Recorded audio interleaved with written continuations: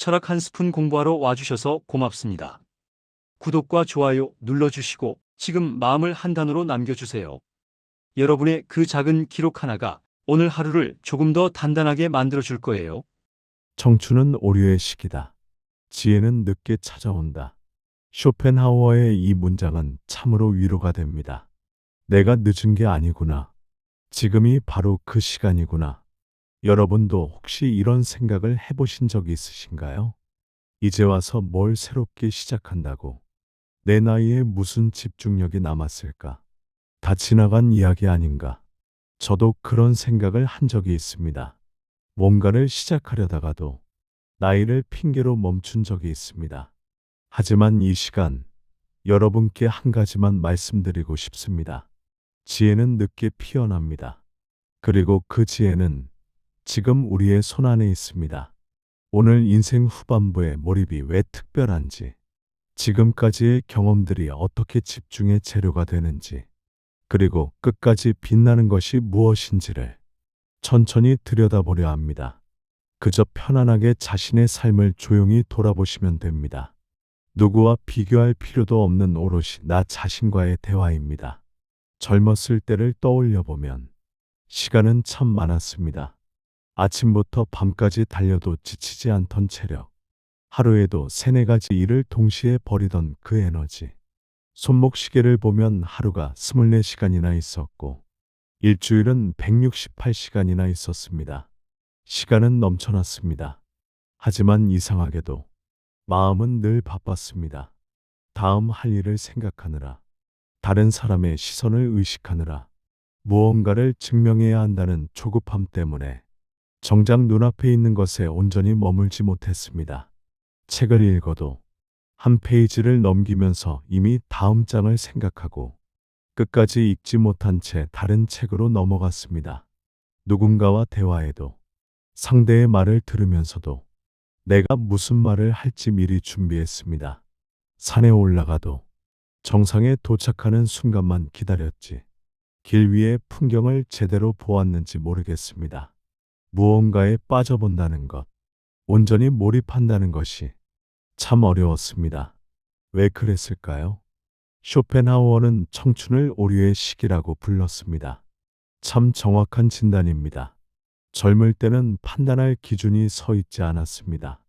무엇이 중요한지, 무엇이 나에게 진짜 필요한지, 무엇을 위해 시간을 써야 하는지를 아직 몰랐습니다.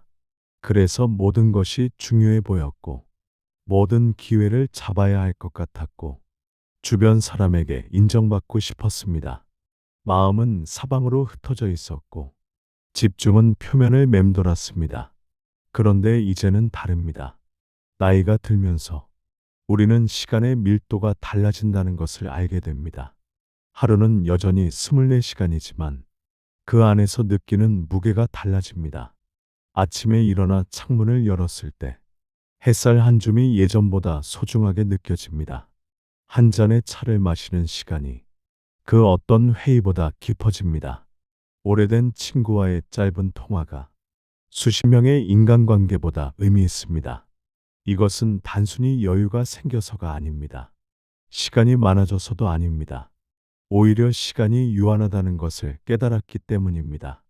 그리고 우리는 이제 무엇에 시간을 쓸 것인지 정확히 알고 있습니다. 이것이 바로 쇼펜하우어가 말한 늦게 피어나는 지혜입니다. 지혜는 많이 아는 것이 아닙니다. 많이 경험하는 것도 아닙니다. 정확히 구분하는 것입니다. 무엇이 본질이고 무엇이 껍데기인지, 누가 진심이고 누가 그저 지나가는 사람인지, 어디에 에너지를 쏟을 것이고 무엇을 놓아줄 것인지. 이 구분이 서면 우리는 비로소 느리게 깊게 생각할 수 있는 단계에 들어섭니다. 그리고 이 단계에서 가능한 것이 바로 진짜 몰입입니다.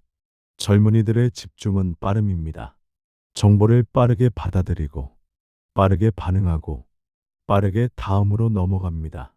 손가락은 쉴 새 없이 화면을 스크롤하고, 눈은 여러 개의 탭을 동시에 보고, 귀는 배속 재생으로 강의를 듣습니다. 빠르고, 효율적이고, 생산적입니다. 이것도 분명 가치 있는 능력입니다. 하지만 집중력은 다릅니다. 그것은 깊이입니다. 한 권의 책을 읽더라도 그 안에서 자신의 삶을 발견합니다. 한 줄의 문장에 멈춰서서 한참을 생각에 잠깁니다. 한 편의 음악을 듣더라도 그 안에서 지나온 시간을 되새깁니다. 어느 악절에서 문득 오래전 기억이 떠오릅니다. 한 편의 영화를 보더라도 등장인물의 선택 하나하나에서 인생의 의미를 읽어냅니다. 빠르게 흡수하는 것이 아니라 천천히 스며들게 합니다. 많이 보는 것이 아니라 깊게 들여다봅니다. 이 깊이는 어떤 재능으로도 대체할 수 없고 어떤 훈련으로도 단기간에 얻을 수 없는 것입니다. 오직 시간을 살아낸 사람만이 가질 수 있는 특권입니다. 쇼펜하우어는 또 이렇게 말했습니다. 젊은이는 산을 보지만 노인은 계곡을 본다. 산은 멀리서도 보입니다. 높고 크고 웅장합니다. 하지만 계곡은 가까이 가야 보입니다. 그 안에 작은 꽃, 흐르는 물소리, 이끼 낀 바위, 인생 후반부의 몰입은 바로 이 계곡을 보는 능력입니다. 크고 화려한 것을 쫓지 않고 작고 소중한 것을 알아보는 능력. 이것이 바로 우리가 가진 깊이이고 이 깊이는 지금부터의 삶을 새롭게 만들어주는 시작점입니다. 그렇다면 이 깊이는 어디서 오는 걸까요? 무엇이 우리에게 이런 몰입을 가능하게 하는 걸까요? 답은 의외로 가까운 곳에 있습니다. 바로 우리가 살아온 시간 그 자체입니다. 우리는 인생을 살면서 참 많은 것들을 경험했습니다. 어떤 것은 아름다운 기억으로 남아있고 어떤 것은 아직도 마음 한편에 작은 상처로 남아 있습니다. 그런데 이 모든 경험들이 지금 우리가 무언가에 깊이 집중할 수 있는 가장 중요한 재료가 된다는 것을 아십니까? 첫 번째 재료는 시행착오입니다. 우리는 수없이 많이 실패했습니다. 계획대로 되지 않은 일, 열심히 했지만 결과가 나오지 않은 프로젝트, 좋을 거라 믿었지만 틀어진 선택들. 처음에는 이런 경험들이 그저 아픈 기억으로만 남았습니다. 왜 그랬을까? 그때 다르게 했더라면 하는 후회와 아쉬움. 하지만 시간이 지나고 나니 이 시행착오들이 선명한 지도가 되어 있었습니다. 어디서 넘어질지, 어디서 조심해야 할지, 어떤 길이 막다른 길인지를 몸이 기억하고 있었습니다. 사업을 해보신 분들은 압니다. 첫 번째 사업이 실패했을 때 그 허탈함을. 하지만 그 경험이 있었기에 두 번째는 같은 실수를 하지 않았습니다. 자녀를 키울 때도 첫째의 그 서툼을 둘째, 셋째로 가면서 무엇이 중요한지 알게 되었습니다. 이것이 바로 깊이를 만드는 과정입니다. 시행착오는 우리를 약하게 만든 것이 아니라 선명하게 만들었습니다. 흐릿했던 초점이 점점 맞춰지고 중요한 것과 중요하지 않은 것이 구분되고 진짜와 가짜가 보이기 시작했습니다. 두 번째 재료는 실패입니다. 실패는 시행착오보다 더 깊은 상처를 남깁니다. 이루지 못한 꿈, 놓쳐버린 기회, 포기할 수밖에 없었던 목표들. 40대에 시작한 사업이 무너졌을 때, 50대에 꿈꾸던 일이 불발되었을 때, 우리는 한동안 일어설 수 없었습니다. 하지만 지금 돌이켜보면 그 실패들이 인생의 기준을 바로 세웠습니다. 이건 내가 진짜 원하는 것이 아니었구나. 이것이 진짜 나를 행복하게 하는 거구나. 성공의 기준은 남들이 정하는 게 아니구나. 실패는 우리에게 가르쳐 주었습니다. 성공이 무엇인지를, 행복이 무엇인지를, 나는 누구인지를. 그리고 이 기준이 서 있기에 우리는 지금 더 이상 흔들리지 않습니다. 남들이 뭐라 하든, 세상이 어떤 가치를 내세우든 나만의 기준으로 살 수 있습니다. 이것이 집중을 가능하게 합니다. 흔들리지 않는 중심이 있기에 한 곳에 오래 머물 수 있습니다. 세 번째 재료는 관계의 상처입니다. 사랑하는 사람과의 이별, 믿었던 친구의 배신, 가족과의 오해와 갈등, 사람으로 인한 상처는 가장 깊고 가장 오래 남습니다. 하지만 이 상처들도 시간이 지나면 우리를 단단하게 만듭니다. 누가 진심인지 알게 됩니다. 말이 아니라 행동으로 보여주는 사람, 화려하지 않아도 곁에 남아있는 사람, 어려울 때 손 내밀어주는 사람, 누구와 함께해야 할지 알게 됩니다. 에너지를 빼앗는 관계와 에너지를 주는 관계의 차이를, 의무로 만나는 사람과 마음으로 만나는 사람의 차이를, 그리고 이제는 선택할 수 있습니다. 어떤 관계에 시간을 쓸 것인지, 누구와 깊은 대화를 나눌 것인지, 어떤 모임에 나갈 것인지를. 상처는 우리를 움츠러들게 한 것이 아니라 명확하게 만들었습니다. 그리고 이 명확함이 관계에서도 깊은 집중을 가능하게 합니다. 이제 우리는 한 사람, 한 사람과의 시간을 진짜로 소중하게 여길 수 있습니다. 네 번째 재료는 견딘 시간입니다. 젊은 재능은 눈부십니다. 빠르고 선명하고 넘치는 에너지로 가득합니다. 그들은 새로운 것을 금방 익힙니다. 하지만 그들에게는 아직 없는 것이 있습니다. 바로 삶을 견딘 경험입니다. 우리는 알고 있습니다. 세상이 모두 내 편이 아니라는 것을, 모든 노력이 결과로 이어지지 않는다는 것을, 때로는 기다려야 한다는 것을, 때로는 포기해야 한다는 것을, 이 모든 것을 알기에 우리는 더 깊은 통찰을 가지고 사물을 바라볼 수 있습니다. 젊은이들이 표면을 볼 때 우리는 그 안을 봅니다. 그들이 결과를 볼 때 우리는 과정을 봅니다. 그들이 속도를 낼 때 우리는 방향을 생각합니다. 그들이 무엇을 할까 고민할 때 우리는 왜 하는지를 생각합니다. 이것이 바로 견딘 시간이 주는 힘입니다. 그리고 이 힘은 어떤 책에서도 배울 수 없고 어떤 강의로도 얻을 수 없습니다. 오직 시간을 살아낸 사람만이 가질 수 있습니다. 그래서 집중력은 기억력에서 오는 것이 아니라 결국 살아낸 경험에서 옵니다. 기억은 흐릿해질 수 있습니다. 이름을 잊고 날짜를 헷갈리고 어제 한 일이 가물가물할 수 있습니다. 어떤 분들은 이것 때문에 불안해하십니다. 기억력이 떨어지면 아무것도 못하는 거 아닐까? 하지만 걱정하지 않으셔도 됩니다. 집중에 필요한 것은 기억력이 아니기 때문입니다. 집중에 필요한 것은 경험입니다. 경험은 사라지지 않습니다. 그것은 우리 안에 켜켜이 쌓여서 판단의 기준이 되고 선택의 나침반이 되고 집중의 토대가 됩니다. 지금 여러분이 무언가에 몰입할 수 있다면 그것은 뛰어난 기억력 때문이 아닙니다. 지금까지 살아온 모든 시간이 우리를 그렇게 만든 것입니다. 그렇다면 이제 마지막 질문이 남습니다. 이 경험과 지혜를 가지고 우리는 무엇을 해야 할까요? 앞으로 어떻게 살아야 할까요? 제가 아는 한 분이 계십니다. 68세에 우쿨렐레를 처음 배우기 시작한 분입니다.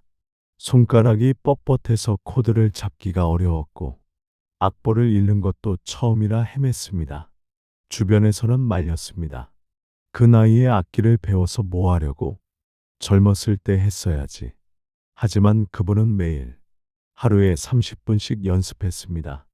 빠르게 늘지도 않았습니다. 하지만 3년이 지난 지금 그분은 요양원을 찾아다니며 어르신들 앞에서 연주합니다.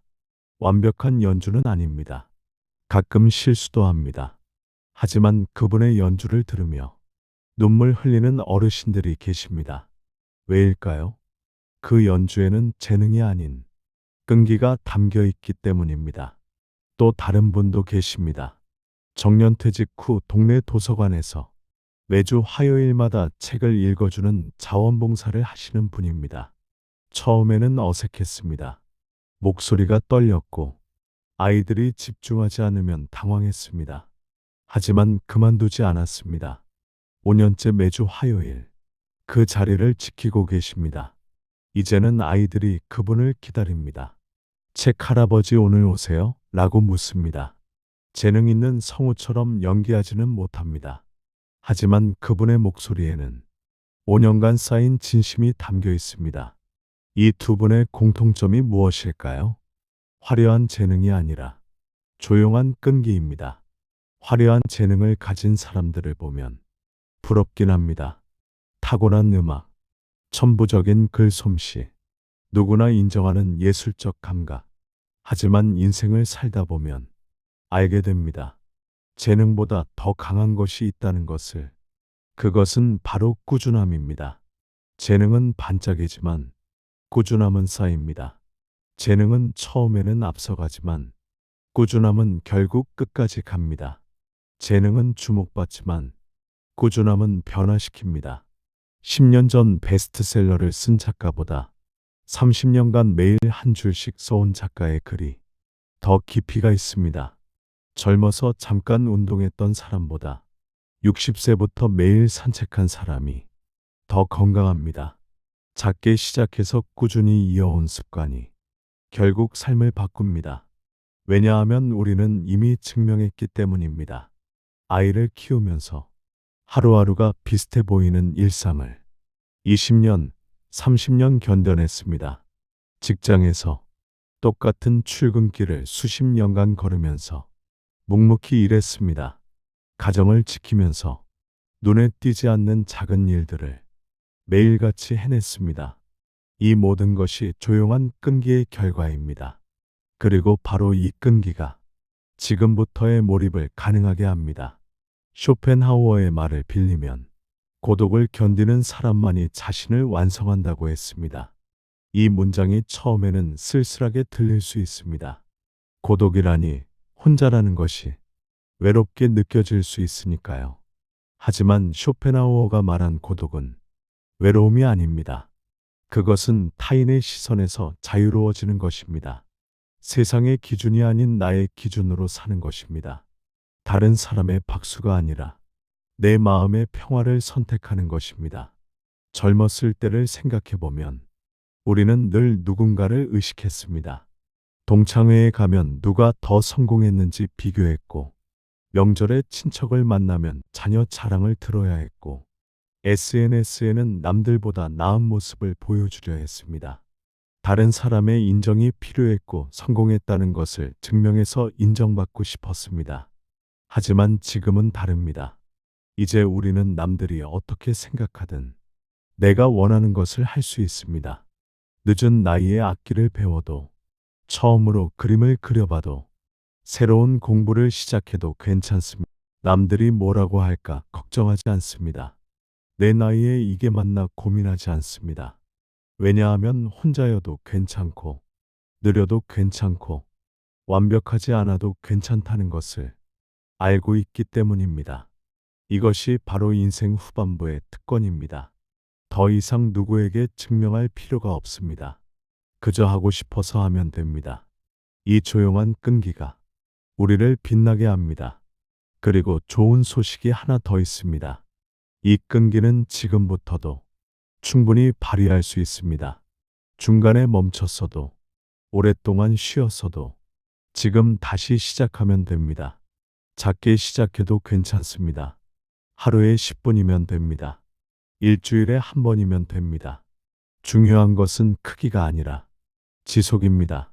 한평생을 살아온 그 힘이 지금도 우리 안에 그대로 남아 있습니다. 다시 꺼내어 먼지를 털어내고 천천히 다시 시작하면 됩니다. 오늘 우리는 함께 늦게 피어나는 지혜에 대해 이야기했습니다. 인생 후반부의 몰입이 왜 특별한지, 경험이 어떻게 집중의 재료가 되는지, 그리고 조용한 끈기가 가진 힘에 대해서요. 마지막으로 이것만 기억해 주세요. 우리는 지금 가장 깊은 집중이 가능한 시기에 있습니다. 쇼펜하우어가 말했듯이 지혜는 늦게 찾아옵니다. 그리고 지금 그 지혜가 우리 손 안에 있습니다. 무엇이든 좋습니다. 책 한 권을 끝까지 읽는 것, 악기 하나를 천천히 배우는 것, 오래된 취미를 다시 꺼내보는 것, 새로운 사람을 만나는 것, 작은 봉사를 시작하는 것, 무엇을 선택하든 깊이 있게 해낼 수 있습니다. 우리에게는 한평생의 경험과 늦게 피어난 지혜와 조용한 끈기가 있으니까요. 오늘 이 영상을 보신 후 하고 싶은 걸 댓글에 남겨주세요. 누군가의 따뜻한 씨앗이 될지도 모릅니다. 감사합니다.